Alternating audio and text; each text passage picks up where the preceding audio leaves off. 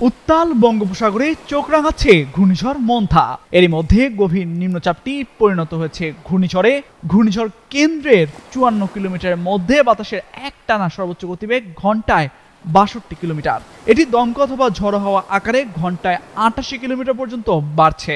ঘূর্ণিঝড় কেন্দ্রের কাছাকাছি এলাকায় সাগর খুবই উত্তাল রয়েছে। সমুদ্র বন্দরকে 2 নম্বর দূরবর্তী হুঁশিয়ারি সংকেত দেখাতে বলেছে আবহাওয়া দপ্তর। সোমবার সকালে দেয়া বিশেষ বার্তায় এ তথ্য জানিয়েছে আবহাওয়া অফিস। সেখানে বলা হয়, দক্ষিণ পূর্ব বঙ্গোপসাগর ও তৎসংলগ্ন দক্ষিণ পশ্চিম বঙ্গোপসাগর এলাকায় অবস্থানরত গভীর নিম্নচাপটি পশ্চিম উত্তর পশ্চিম দিকে অগ্রসর ও ঘনীভূত হয়ে ঘূর্ণিঝড় মন্থায়ে পরিণত হয়ে দক্ষিণ পশ্চিম বঙ্গোপসাগর ও তৎসংলগ্ন দক্ষিণ পূর্ব বঙ্গোপসাগর এলাকায় অবস্থান করছে।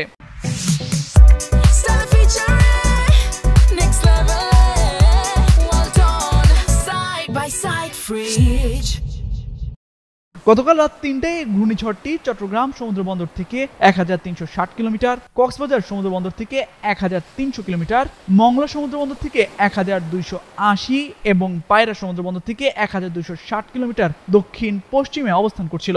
আবহাওয়াবিদ এ.কে.এম. নাজমুল হক স্বাক্ষরিত বার্তায় আরো বলা হয়, ঘূর্ণিঝড়টি আরো পশ্চিম উত্তর পশ্চিম দিকে অগ্রসর ও ঘনীভূত হতে পারে।